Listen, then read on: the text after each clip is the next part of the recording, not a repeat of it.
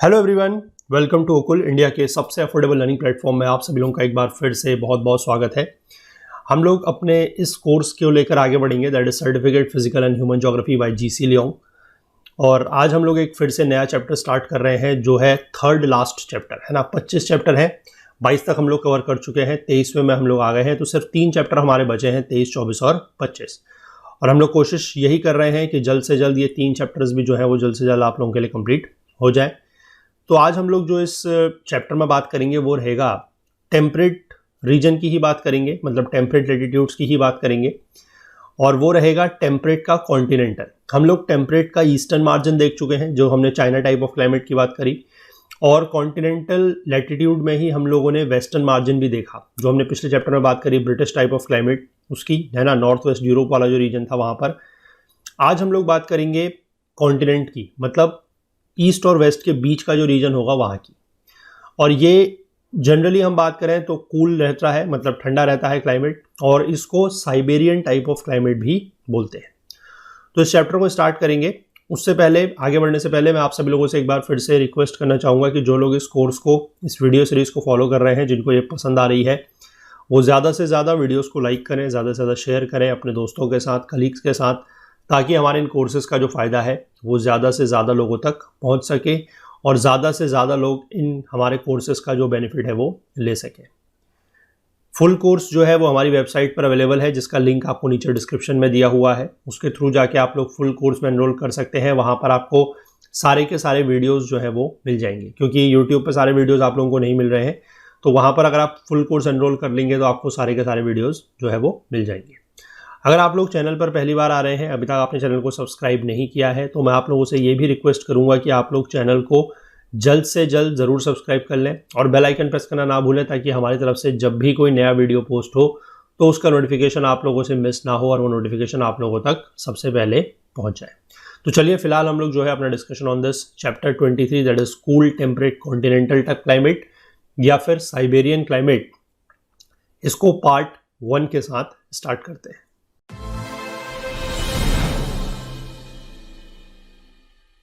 देखिए, the cool temperate continental climate, यहाँ से फिर से नाम से आपको पता लग जाएगा कि टेम्परेट रीजन में यह है ना, यानी कि ट्रॉपिक ऑफ कैंसर से ऊपर। अब ट्रॉपिक ऑफ कैप्रिकॉर्न से नीचे, यानी कि सर्दर्न हेमिस्फीयर में आपको ये प्रकार का क्लाइमेट देखने को नहीं मिलेगा। उसके पीछे रीजन क्या है वो अभी हम आगे देखेंगे, लेकिन ध्यान रखिएगा ओनली इन नॉर्दर्न हेमिस्फीयर। ठीक है, इस तरीके का जो क्लाइमेट है वो सिर्फ आपको नॉर्दर्न हेमिस्फीयर में देखने को मिलेगा, सर्दर्न हेमिस्फीयर में देखने को नहीं मिलेगा। उसके पीछे रीजन आपको बताएंगे अभी। और जनरल अगर हम बात करें तो ये कूल रहता है, यहाँ पर ठंडा रहता है, और ये साइबेरियन टाइप ऑफ क्लाइमेट भी बोला जाता है। साइबेरियन टाइप ऑफ क्लाइमेट क्यों बोला जाता है? क्योंकि रशिया में जो साइबेरिया वाला रीजन है वहाँ पर ज़्यादातर ऐसा ही क्लाइमेट रहता है, तो इसलिए इसको साइबेरियन टाइप ऑफ क्लाइमेट भी बोलते हैं। तो आइए जल्दी से डिस्ट्रीब्यूशन की अगर हम बात कर लें तो cool temperate continental Siberian climate is experienced only in the northern hemisphere. मैंने आपको पहले ही बताया कि सिर्फ और सिर्फ नॉर्दर्न हेमिस्फीयर में रहेगा, सदर्न हेमिस्फीयर में नहीं रहेगा। Where the continents within the high latitudes have a broad east west spread, मतलब ये चीज़ अब आप यहाँ पर समझ जाएंगे कि साउदर्न हेमिस्फीयर में क्यों नहीं है ना। नॉर्दर्न हेमिस्फीयर में जो कॉन्टिनेंट्स है उनकी ब्रेड्थ या उनकी जो विड्थ है वो ज़्यादा है as compare to the continents in the southern hemisphere. Southern hemisphere में क्या होता है कि कॉन्टिनेंट्स जो है वो मैंने आपको पहले ही बताया था कि नीचे की तरफ को जब हम जाते हैं तो कॉन्टिनेंट आपके नैरो हो जाते हैं, है ना, कॉन्टिनेंट गेट्स नैरोड। चाहे आप बात कर लें साउथ अमेरिका की, चाहे आप बात कर लें अफ्रीका के जो नीचे वाला पोर्शन है वहाँ की, वहाँ पर कॉन्टिनेंट्स बहुत ज़्यादा नैरो हो जाते हैं, तो वहाँ पर इस तरह के क्लाइमेट देखने को नहीं मिलेगा, है ना। और अगर आप नॉर्दर्न हेमिस्फीयर में बात करें तो चाहे आप नॉर्थ अमेरिका देख लें, आप यूरेशिया वाला रीजन देख लें, they have long east west extent. उनका जो ईस्ट वेस्ट एक्सटेंट है वो ऐसे में काफ़ी ज़्यादा फैले हुए हैं, है ना, ईस्ट वेस्ट एक्सटेंट उनका काफ़ी ज़्यादा है। तो दैट्स वाई ये सिर्फ और सिर्फ नॉर्दर्न हेमिस्फीयर में ही देखने को मिलेगा। On its poleward side it merges into the Arctic tundra of Canada and Eurasia at around the Arctic circle, यानी कि क्योंकि देखिए नॉर्दर्न हेमिस्फीयर में सिर्फ 2 ही कॉन्टिनेंट आपके लिए बचेंगे, एक नॉर्थ अमेरिका आएगा और दूसरा आपका आ जाएगा यूरोप और एशिया मिला के, मतलब यूरेशिया। तो अगर हम पोलवर्ड जाएं, मतलब पोल्स की तरफ को अगर जाएं, नॉर्दर्न पोल की तरफ को, तो इसके ऊपर जो क्लाइमेट आएगा that will be the Arctic tundra, है ना। इसके बारे में हम लोग जो है बात करेंगे आगे अभी, है ना, मतलब इस चैप्टर के आगे हम लोग बात करेंगे इसमें। और टुंड्रा बेसिकली आपको कहाँ मिलेगा, कनाडा में यानी कि नॉर्थ अमेरिका में, और यूरेशिया में, है ना। यूरेशिया में जब आप आर्कटिक सर्कल के ऊपर चले जाएंगे जहाँ से आपका पोलर रीजन स्टार्ट होगा, वहाँ पर ये आर्कटिक टुंड्रा में मर्ज हो जाएगा ऊपर को। और साउथवर्ड अगर हम बात करें तो क्लाइमेट बिकम लेस सीवियर, वहाँ पर इसकी सीवियरिटी जो है वो थोड़ा सा कम हो जाएगी, and fades into the temperate steppe climate. Steppe climate के बारे में हम लोगों ने पीछे के चैप्टर में बात करी है। तो इसके नीचे रहेगा स्टेपी क्लाइमेट, मतलब अगर मैं आपको फिर से एक ऐसी रफ फिगर बना के दिखाने की बात करूं तो ये आपको कुछ ऐसा दिखना चाहिए। मतलब ये आपका साइबेरियन टाइप ऑफ क्लाइमेट है जैसे, है ना। इसके ऊपर अगर आप चले जाएंगे, अगर इसके ऊपर के रीजन में आप चले जाएंगे तो यहाँ पर आपको जो है टुंड्रा मिल जाएगा, और इसके नीचे के रीजन में अगर आप आ जाएंगे यहाँ पर, तो यहाँ पर आपको जो है स्टेपी टाइप ऑफ क्लाइमेट मिल जाएगा। हालांकि नाम आपको पता होगा कि स्टेपी टाइप ऑफ जो ग्रासलैंड्स हैं वो सिर्फ यूरेशिया के रीजन में बोले जाते हैं, नॉर्थ अमेरिका में they are known as prairies, but जो ओवरऑल क्लाइमेटिक टाइप है दैट इज स्टेपीज, है ना। तो स्टेपीज और टुंड्रा के बीच का जो रीजन है that is your Siberian type of climate. अब जो ये यहाँ की वेजिटेशन है वो ज्यादातर क्या होती है, predominant vegetation of this Siberian और सब आर्कटिक टाइप, है ना। आर्कटिक के नीचे वाला रीजन है इसलिए सब आर्कटिक इसको बोलते हैं। यहां पर आपको एवरग्रीन कॉनिफेरस फॉरेस्ट देखने को मिलेंगे। कॉनिफेरस फॉरेस्ट मतलब वही जो मैंने आपको बताया था कि इस तरीके के शेप के पेड़ होते हैं, है ना, ट्राइंगल तरीके के शेप के पेड़ होते हैं, they are known as coniferous forest. और जनरली इस तरीके के पेड़ जो है वो ठंडे इलाकों में पाए जाते हैं, तो यहाँ पर ठंडा है तो इसलिए कॉनिफेरस फॉरेस्ट पाए जाएंगे। और ये कैसे है, दे आर एवरग्रीन, मतलब साल भर ये हरे रहेंगे। It stretches in a great continuous belt across north America, Europe and Asia. तो कंटिन्यूअस बेल्ट इनकी रहेगी, एक तो आपका मिला के यूरेशिया हो गया, ये यूरोप एंड एशिया, और दूसरा है नॉर्थ अमेरिका में। The greatest single band of the coniferous forest is the taiga forest, a Russian word for coniferous forest in Siberia. यानी कि साइबेरिया में आपको ये टैगा फॉरेस्ट देखने को मिलते हैं। They are nothing but your, क्या है ये, कॉनिफेरस फॉरेस्ट है जो कि साइबेरिया वाले रीजन में होते हैं। In Europe the countries that have similar type of climate and forest are mainly in northern Europe, है ना। नॉर्दर्न यूरोप का पार्ट है स्वीडन और फिनलैंड के पास, यानी कि जो आपका नॉर्थ वेस्ट यूरोप था उससे ऊपर की तरफ को अगर हम चले जाएंगे, नॉर्दर्न चले जाएंगे, तो वहां पर हमें इस तरह का क्लाइमेट देखने को मिलेगा। There are small amounts of natural coniferous forest due to high altitude in Germany, Poland, Switzerland, Austria and other parts of Europe, है ना। नेचुरल कॉनिफेरस फॉरेस्ट जो है वो आपको थोड़ा सा यहाँ पर कम दिखाई देंगे क्योंकि यहाँ का जो एल्टीट्यूड है, हाइट जो है वो बहुत ज़्यादा है ना। हाइट बहुत ज़्यादा अगर होगी तो उससे भी क्या होगा कि फिर ये कॉनिफेरस फॉरेस्ट भी वहाँ पर देखने को नहीं मिलेंगे। और वो कहाँ पर है, जर्मनी, पोलैंड, स्विट्जरलैंड, ऑस्ट्रिया और कुछ और पार्ट्स में। नॉर्थ अमेरिका में अगर हम बात करें तो ये जो सब आर्कटिक बेल्ट है ये स्ट्रेच करती है फ्रॉम अलास्का से लेकर कनाडा तक जाती है into Labrador, and is found on the high Rocky mountains further south. और साउथ की तरफ को अगर हम बात करें तो जो रॉकी माउंटेन्स हैं उसके ऊपर भी ये जो आपकी सब आर्कटिक की बेल्ट है जहाँ पर कॉनिफेरस ट्रीज वगैरह होते हैं वो देखने को मिलती है। अब ये Siberian climate is conspicuously absent in the southern hemisphere. Southern hemisphere में ये एब्सेंट है। ये वर्ड दोबारा आ रहा है, पिछले एक चैप्टर में भी हमने इसकी बात करी थी, कंस्पिकुअसली। कंस्पिकुअसली का मतलब होता है क्लियरली विजिबल, क्लियरली विजिबल मतलब हमें ये चीज़ साफ देखने को मिल रही है, क्लियरली विजिबल है कि सर्दर्न हेमिस्फीयर में इस तरीके का क्लाइमेट देखने को नहीं मिलेगा। क्यों? Because of the narrowness of the southern continents in high latitudes. जैसे जैसे लैटिट्यूड बढ़ता जाएगा, मतलब हम आपके जो आपका ये है ट्रॉपिक ऑफ कैप्रिकॉर्न है उसको जब हम पार करके साउथ पोल की तरफ को जाएंगे तो वहां पर कॉन्टिनेंट इतने नैरो हो जाते हैं कि वहां पर इस तरीके का क्लाइमेट एग्जिस्ट नहीं कर सकता। The strong oceanic influence reduces the severity of the winter and coniferous forest are found only on the mountainous uplands of southern Chile, New Zealand, Tasmania and south east Australia. और वहां पर एक चीज और भी है, क्योंकि नीचे की तरफ में आपको पता है कि लैंड मास कम है, सर्दर्न हेमिस्फीयर में लैंड मास कम है, वाटर बॉडी का एरिया ज़्यादा है, तो इसलिए वाटर बॉडी होने की वजह से ओशियनिक इन्फ्लुएंस है, यानी कि पानी का इन्फ्लुएंस है, तो उसकी वजह से वहाँ पर क्या हो रहा है, पानी के इन्फ्लुएंस होने की वजह से जो ये कॉनिफेरस ट्रीज हैं ये बहुत कम पाए जाते हैं। एक तो विंटर सीवियर नहीं है ना, ओशियनिक इन्फ्लुएंस होने की वजह से क्या होगा कि सर्दियों में बहुत ज़्यादा ठंड नहीं होगी, गर्मियों में बहुत ज़्यादा गर्मी नहीं होगी, मॉडरेटिंग इफेक्ट रहेगा। तो उसकी वजह से भी क्या है कि कॉनिफेरस फॉरेस्ट सिर्फ कुछ माउंटेनियस अपलैंड्स एरियाज में, यानी कि माउंटेन के जो ऊपरी वाले इलाके हैं, ऊंचाई वाले इलाके हैं, सर्दर्न चिली आप ले लीजिए, न्यूजीलैंड ले लीजिए, तस्मेनिया या साउथ ईस्ट ऑस्ट्रेलिया, सिर्फ वहीं पर पाए जाते हैं। ठीक है, एक बार मैप में इसको जल्दी से देख लेते हैं। ये पूरा का पूरा आपका यूरेशिया वाला बेल्ट है, this one is your complete Eurasia belt. है ना। साइबेरिया आपको लगभग, अगर आप मैप में देखेंगे तो साइबेरिया आपको यहाँ पर दिख जाएगा, है ना। और इसके बाद ये फिर आपका जो है नॉर्दर्न यूरोप का पार्ट हो गया। यहाँ से आप इसको चलेंगे तो ये आपका अलास्का वाला रीजन है ना। अलास्का के बाद आप यहाँ से आ जाएंगे इसकी तरफ, कनाडा की तरफ को, है ना। और उसके बाद लेब्राडोर की तरफ को आप यहाँ से आ जाएंगे। तो ये पूरा का पूरा जो बेल्ट है, दिस इज योर, ये कौन सी बेल्ट है आपकी, अलास्का। ये जो बेल्ट है आपकी अलास्का से लेकर लेब्राडोर तक की, ये आपकी सब आर्कटिक बेल्ट है। या आप कह सकते हैं कि साइबेरियन टाइप ऑफ क्लाइमेट की बेल्ट है इन द नॉर्दर्न अमेरिका। तो ये डिस्ट्रीब्यूशन आप आई थिंक समझ गए होंगे। अब आगे देख लेते हैं क्लाइमेट। क्लाइमेट में सबसे पहले अगर हम एज यूजुअल बात करें टेम्परेचर की, तो climate of the Siberian type is characterised by bitterly cold winter of long duration and a cool brief summer, है ना। यानी कि समर में भी यहाँ पर ठंडी है, कूल है, लेकिन यहाँ पर क्या लिखा है कि विंटर कैसे है, बिटरली कोल्ड, बहुत ज़्यादा ठंडे हैं और लॉन्ग ड्यूरेशन के हैं। यानी कि यहाँ पर जो विंटर्स हैं वो लंबे समय तक चलते हैं। और समर कैसे हैं, समर आर कूल, मतलब बहुत ज़्यादा गर्मी नहीं होगी, और ब्रीफ है मतलब छोटे हैं, है ना। क्योंकि अब जब विंटर अगर लंबे समय के हो जाएंगे तो समर तो फिर अपने आप ही ब्रीफ होंगे। Spring and autumn are merely brief transitional periods. तो स्प्रिंग और ऑटम को यहाँ पर बहुत बड़ा रोल नहीं है, मतलब इनका कह सकते हैं कि ड्यूरेशन बहुत ज़्यादा नहीं है, सिर्फ और सिर्फ ट्रांजिशनल पीरियड। यानी कि समर से अगर हम विंटर की तरफ को जा रहे हैं तो बीच में थोड़ा सा ऑटम पीरियड देखने को मिलेगा, विंटर से समर की तरफ को जा रहे हैं तो बीच में थोड़ा सा स्प्रिंग का जो सीजन है वो देखने को मिलेगा। The isotherm of 50 degree Fahrenheit for the warmest month forms the poleward boundary of the Siberian climate and the winter months are always below freezing. यानी कि अगर हम ऐसी जगहों को जोड़ें जहां का टेम्परेचर 50 डिग्री फ़ारेनहाइट के आसपास है और उस सारे पॉइंट्स को जोड़ते हुए अगर एक लाइन बनाए तो वो हमारा क्या बन जाएगा, पोलवर्ड बाउंड्री, मतलब वो हमारी नॉर्दर्न बाउंड्री बन जाएगी साइबेरियन क्लाइमेट की।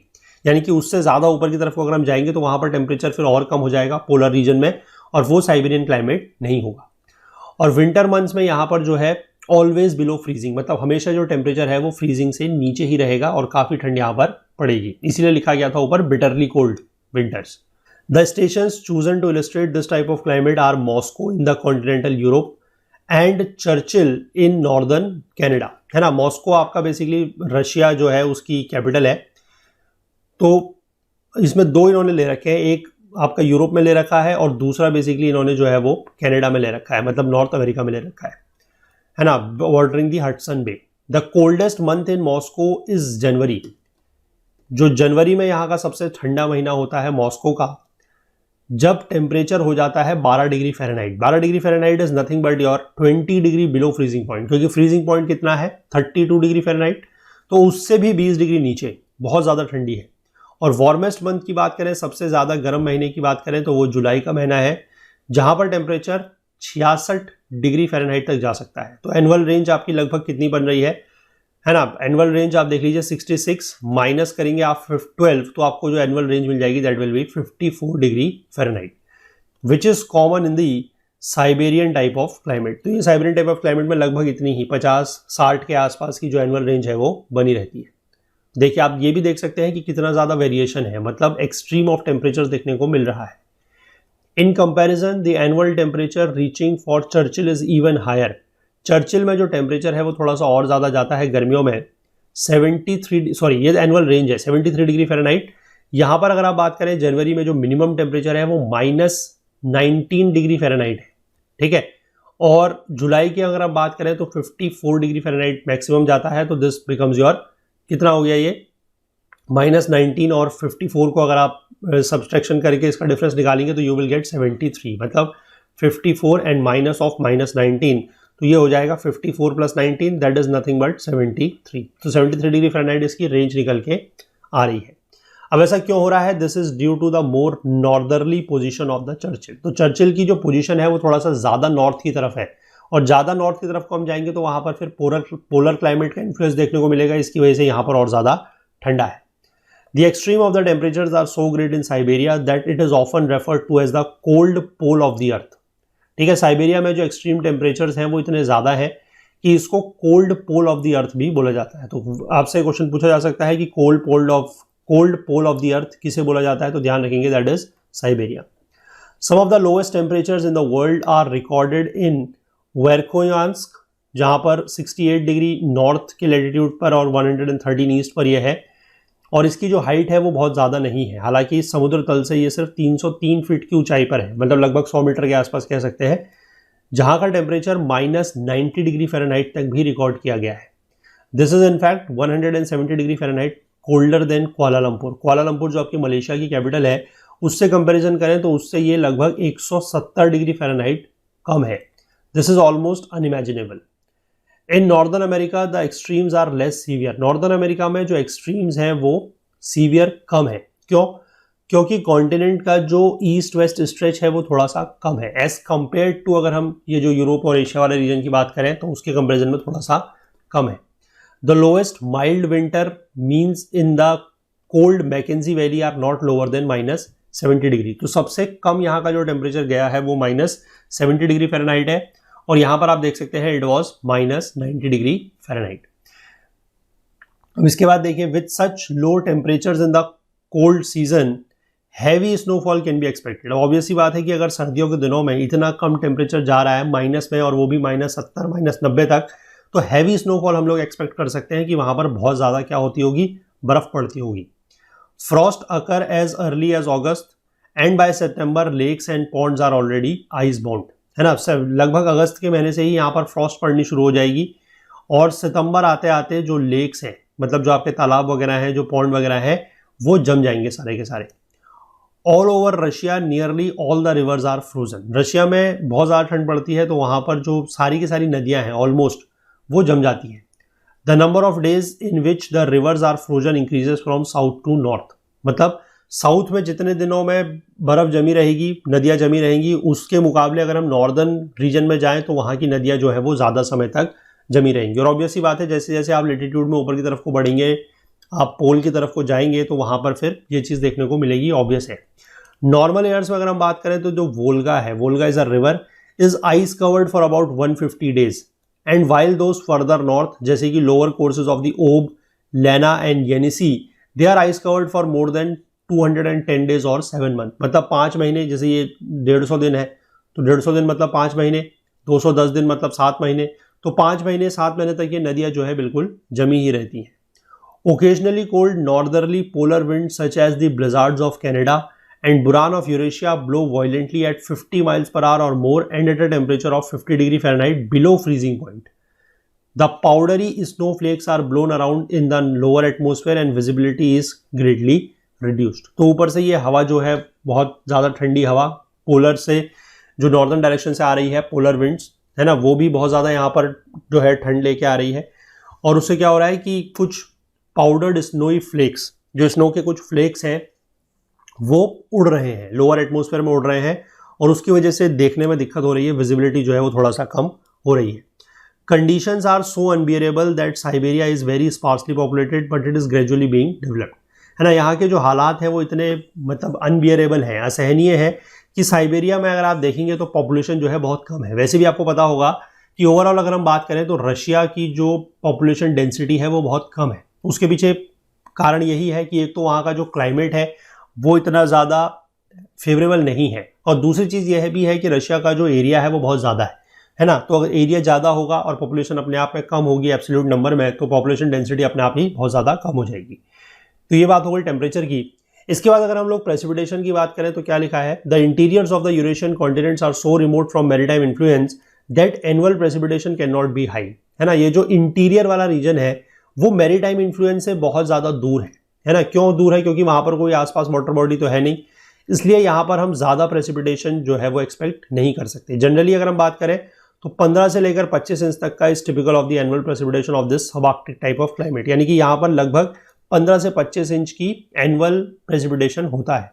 It is quite well distributed throughout a year with a summer maximum from convectional rain when the continent interiors are greatly heated. Mid summer temperature जब 60 या 75 degree Fahrenheit के आसपास यहाँ पर चला जाएगा तो उस समय क्या होगा कि बारिश थोड़ा सा ज़्यादा होगी। हालांकि साल भर बारिश हो रही है, कोई भी ऐसा डिस्टिंक्ट ड्राई सीजन या ड्रॉट पीरियड नहीं देखने को मिलेगा, लेकिन गर्मियों के दिनों में थोड़ा सा बारिश ज़्यादा क्यों हो रही है? क्योंकि उस समय क्या हो रहा है कि जो कॉन्टिनेंट का इंटीरियर वाला रीजन है, क्योंकि पूरा का पूरा लैंड है, तो वो गर्म हो जाएगी, और गर्म होने की वजह से वहाँ पर कुछ कन्वेक्शनल रेनफॉल वगैरह जो है वो हो सकती है। That is quite usual. और जो मैक्सिमम रिकॉर्डेड किया गया है साइबेरिया में वो वाकई में एक बहुत बड़ा सरप्राइज है, दैट इज 102 डिग्री फ़ारेनहाइट। गर्मियों की बात हो रही है। विंटर में जो प्रेसिपिटेशन होगा वो सिर्फ और सिर्फ स्नो के फॉर्म में होगा, क्योंकि टेम्परेचर बहुत कम है और mean temperatures are well below the freezing point, क्योंकि फ्रीजिंग पॉइंट से टेम्परेचर्स बहुत ज़्यादा कम है, नीचे है। तो इसलिए विंटर्स में जो भी प्रेसिपिटेशन होगा वो सिर्फ और सिर्फ आपका किसके फॉर्म में होगा, स्नो के फॉर्म में होगा। बारिश यहाँ पर नहीं होगी, सिर्फ और सिर्फ उस समय बर्फ पड़ेगी। इसके बाद अगर हम प्रेसिपिटेशन रिदीम को देखें, that can best be grasped from 2 representative stations, है ना। हमने एक तो मॉस्को लिया है जहाँ का एनुअल प्रेसिपिटेशन है 21 इंच का, has most of the rainfall concentrated in the warmer months. मतलब हालांकि ये देखिए, आप यहाँ पर देखिए कि बारिश तो पूरे के पूरे साल भर हो रही है, ऐसा कोई भी महीना नहीं है जब बारिश नहीं हो रही है ना, बारिश साल भर हो रही है। लेकिन फिर भी आप देख सकते हैं कि यहाँ पर आपको मैक्सिमम देखने को मिल रहा है, मतलब जून जुलाई अगस्त के आसपास जो है वो मैक्सिमम देखने को मिल रहा है, जून से लेकर सितंबर तक। There is no month without some form of moisture. वही मैंने बताया कि कोई भी महीना ऐसा नहीं है जब बिल्कुल भी बारिश नहीं हो रही है, थोड़ा बहुत बारिश हर समय हो रही है। In a region where overall temperature is low, evaporation is not rapid and the relative humidity is high। अब ये क्या हो रहा है कि जहाँ पर ओवरऑल टेम्परेचर कम है, जहाँ पर आप देख सकते हैं कि ओवरऑल टेम्परेचर, मतलब यहाँ पर तो खैर नहीं दिखेगा, वो किसी जगह की बात हो रही है, किसी ऐसी जगह पे जहाँ पर ओवरऑल टेम्परेचर कम है, तो वहाँ पर क्या होगा कि इवेपोरेशन जल्दी नहीं होगा, है ना। यानी कि वाष्पीकरण जो है कि जो पानी है वो भाप बन के जल्दी तो उड़ेगा नहीं, और जल्दी नहीं उड़ेगा तो उससे क्या होगा कि रिलेटिव ह्यूमिडिटी ज़्यादा हो जाएगी। और this small amount of precipitation is adequate for the tree growth. और ये जो थोड़ा बहुत भी प्रेसिपिटेशन हमें मिला है 20-21 इंच के आसपास, वो भी पेड़ों के लिए काफ़ी ज़्यादा है, मतलब एडिक्वेट है, पर्याप्त है। The conifers which require little moisture and transpire an equally small amount are best suited for this type of subarctic climate. इसलिए जो कॉनिफेरस ट्रीज हैं जिनको मॉइस्चर कम चाहिए, साथ ही साथ जो ट्रांसपिरेशन भी कम करते हैं, है ना, वो इस तरीके के सब आर्कटिक क्लाइमेट के लिए सबसे ज़्यादा सूट करता है।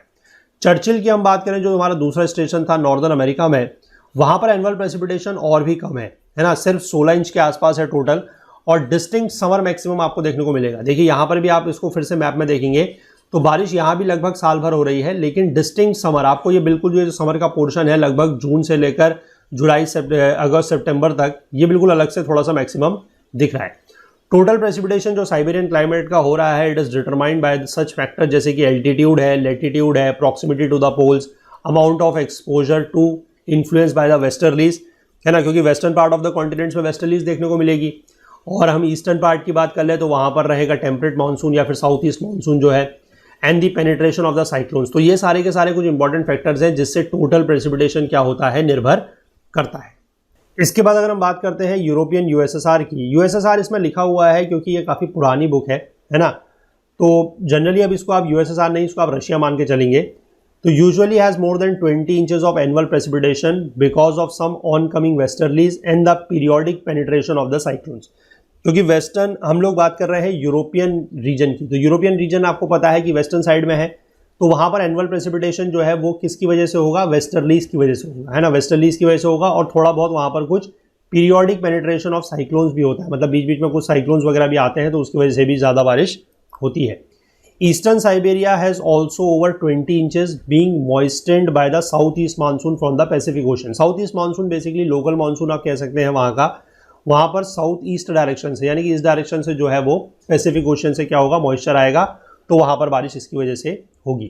तो ये तो ईस्ट और वेस्ट की बात हो गई। अब जो बीच का रीजन है दैट इज सेंट्रल साइबेरिया और कनाडा में, वहाँ पर सिर्फ 15 इंच की बारिश होगी। क्यों? कॉन्टिनेंटलिटी की वजह से, क्योंकि वहाँ पर लैंड है पूरी की पूरी, और लैक ऑफ सी इन्फ्लुएंस, यानी कि कोई सी भी वाटर बॉडी का कोई इन्फ्लुएंस नहीं है, तो इसलिए वहाँ पर बारिश कम हो रही है। अगर हम पोलवर्ड जाएँ या साउथवर्ड चले जाएँ तो अमाउंट जो है वो फिर से कम हो जाएगी, 12 इंच या उससे कम। The cold dry air of the north is incapable of holding moisture and in the south are the semi-arid steppes। तो ऐसा हो क्यों रहा है कि नॉर्थ में आपको पता है कि कोल्ड विंड है ना, जो पोलर वाले रीजन में होगी, that is cold and dry air, वो ज़्यादा मॉइस्चर होल्ड नहीं कर सकती, क्योंकि मैंने आपको पहले ही बताया था कि एयर का जैसे जैसे टेम्परेचर अगर कम होगा तो उसकी वाटर होल्डिंग कैपेसिटी क्या हो जाएगी, कम हो जाएगी। और वाटर होल्डिंग कैपेसिटी अगर एयर की कम हो गई तो उसमें फिर ज़्यादा मॉइस्चर रहेगा नहीं और बारिश भी फिर कम होगी। और साउथ में अगर हम चले जाएं तो वहाँ पर तो ये सेमी एरिड स्टेपीज वगैरह हैं, तो वहाँ पर वैसे ही मॉइस्चर नहीं है, तो इसलिए बारिश कम होती है। Snow falls nearly every year in USSR in the long cold winter, यानी कि सर्दियों के समय में, जो कि एक लंबा पीरियड है, लॉन्ग ड्यूरेशन का पीरियड है, उस समय यहाँ पर स्नो जो है वो हर साल होती है। अमाउंट जो है वो वेरी करेगा फ्रॉम प्लेस टू प्लेस, यानी कहीं पर ज़्यादा होगी कहीं पर कम होगी, लेकिन होती हर साल है। हैवीएस्ट होती है नॉर्दर्न टुंड्रा में and in the Siberian taiga where a thickness of several feet is common, यानी कि जो नॉर्दर्न टुंड्रा वाला रीजन है आपका, कहाँ पर, नॉर्थ अमेरिका में, या फिर आप साइबेरियन के रीजन में बात करें तो साइबेरियन टैगा जो है वहाँ पर सबसे ज़्यादा आपको देखने को मिलेगी, और सेवरल फीट तक यानी कि कुछ फुट तक की बर्फ़ वहाँ पर देखने को मिल सकती है। Permanent snow fields like those of the Alps और the Himalayans are absent because any accumulation of the snow is melted with the return of spring and the warm summer. लेकिन ऐसा भी नहीं है कि बर्फ़ तो पड़ रही है लेकिन परमानेंट स्नो फील्ड नहीं है ना, जैसे कि एल्प्स माउंटेन हो गए या फिर हिमालयाज वगैरह, आपको पता है कि वो साल भर बर्फ़ से ढके रहते हैं, तो ऐसा नहीं है। क्यों? क्योंकि बर्फ़ पड़ रही है, उसके बाद जब थोड़ा बहुत स्प्रिंग सीजन आएगा, वार्म समर आएगा, तो फिर वो सारी की सारी बर्फ़ क्या हो जाएगी, पिघल जाएगी, इसलिए परमानेंट स्नोफील्ड यहाँ पर नहीं है। फ्रोजन रिवर्स जो हैं, जो हमने पीछे देखा था कि नदियाँ जम गई हैं 5 महीने 7 महीने तक, वो क्या होंगी, अब वो पिघलेंगी, है ना। जैसे जैसे स्प्रिंग सीजन आएगा, समर आएगा, तो वो पिघलेंगी। उससे क्या होगा कि वाटर लेवल बढ़ेगा एंड एक्सटेंसिव फ्लड, और उससे फिर बाढ़ वगैरह आएगी, क्योंकि नदियों में क्या होगा, एकदम से जलस्तर बढ़ेगा, पानी बढ़ेगा तो बाढ़ आएगी। इसके बाद जो लोअर कोर्सेज हैं, ये ओब, लेना और येनेसी, इन नदियों के, they are marshy and ill drained. Ill drained और मार्शी मतलब वहाँ पर पानी जो है वो बहुत तेज़ी से नहीं जाता है ना, ड्रेनेज उतना अच्छा नहीं है, तो वो एरिया मार्शी सा बन गया है। मार्शी मतलब कुछ दलदल सा बन गया है। On the other hand the presence of a thick mental of snow is not without its blessing. लेकिन ये मेंटल, जो थिक मेंटल ऑफ स्नो है, मतलब जो स्नो की बहुत मोटी एक परत जम रही है, उसके अपने फायदे भी हैं। Snow is a poor conductor of heat and protects the ground from the severe cold above, है ना। अब क्या हो रहा है कि स्नो एक पुअर कंडक्टर ऑफ हीट है, मतलब इसके थ्रू हीट जो है बहुत ज़्यादा तरीके से या बहुत ज़्यादा स्तर पर पास नहीं हो सकती है। It is a bad conductor of heat. तो इसकी वजह से क्या है कि अगर ये जो है सरफेस के ऊपर जमे रहेगी, सरफेस के ऊपर जमी रहेगी, तो सरफेस तक क्या होगा कि ऊपर जो ठंड है वो सरफेस तक पहुँचेगी नहीं, है ना, क्योंकि ऊपर का जो टेम्परेचर है वो 30 से 50 डिग्री तक ठंडा हो सकता है, लेकिन वो हीट सरफेस तक नहीं पहुंचेगी। क्यों? क्योंकि उसके ऊपर स्नो की एक मोटी लेयर जमी हुई है, और स्नो जो है it acts as a poor conductor या bad conductor of heat. It also provide moisture for the vegetation when the snow melts in spring. अब जब वो बर्फ़ जमी हुई है आपकी किसी सरफेस के ऊपर, अब जब वो स्प्रिंग सीजन आएगा, जब वो बर्फ़ पिघलना शुरू होगी, तो फिर वो सारा का सारा पानी कहाँ जाएगा, वो ज़मीन में जाएगा, तो उससे वेजिटेशन के लिए थोड़ा बहुत मॉइस्चर मिल जाएगा। जब ग्राउंड को प्लॉ किया जाएगा, मतलब खेत की जुताई की जाएगी और उसको लीचिंग की जाएगी, तो एसिड पोर्टजोलिक सॉइल जो होगी वो इंप्रूव हो जाएगी, क्योंकि सॉइल जो है वो बहुत ज़्यादा पोर्टजोलिक हो जाएगी, है ना, वो फिर इंप्रूव हो जाएगी। और जो कॉन्टिनेंट का इंटीरियर है of the coniferous forest belt are capable of supporting some agriculture, तो वहाँ पर फिर थोड़ा बहुत एग्रीकल्चर वगैरह जो है वो भी हो सकता है। तो आई होप कि यहाँ तक चीज़ें आपको समझ में आ गई होंगी। हमने डिस्ट्रीब्यूशन देख लिया और क्लाइमेट में हम लोगों ने टेम्परेचर, प्रेसिपिटेशन के बारे में बात कर ली है। तो इस चैप्टर को हम लोग इतना ही रखेंगे, इस पार्ट को। अगले लेक्चर में हम लोग जो है नेचुरल वेजिटेशन की बात करेंगे और यहाँ पर देखेंगे कि किस तरीके के पेड़ वगैरह जो है वो पाए जाते हैं। तो कंटेंट रिलेटेड अगर आपको कोई भी डाउट होता है तो आप हमारा टेलीग्राम का group Okul GS UPSC discussion forum, इसको ज्वाइन कर सकते हैं। इसका लिंक आपको नीचे डिस्क्रिप्शन में मिल जाएगा, या फिर आप इसको टेलीग्राम में सर्च करके भी ज्वाइन कर सकते हैं। फुल कोर्स में अगर आप एनरोल करना चाहते हैं, अगर आप इंटरेस्टेड हैं, तो आप नीचे डिस्क्रिप्शन में दिए हुए लिंक के थ्रू जाके एनरोल कर सकते हैं। काफ़ी अफोर्डेबल रेट्स में वो कोर्स आप लोगों के लिए प्रोवाइड कराया जा रहा है। अगर आपको कोर्स को एक्सेस करने में, कोर्स को परचेस करने में कोई भी टेक्निकल क्वेरी आती है, तो आप हमसे हमारी ओकुल हेल्प डेस्क की ईमेल आईडी support@okul.co पर संपर्क कर सकते हैं, या फिर आप अपने सजेशंस या फीडबैक्स हमें social media platforms Facebook, Instagram, LinkedIn या ट्विटर के थ्रू भी हम तक पहुंचा सकते हैं। तो चलिए मिलेंगे अगले लेक्चर में, तब तक के लिए अपना बहुत बहुत ध्यान रखिएगा। Please do take care of yourself. Thank you, have a nice day, bye bye.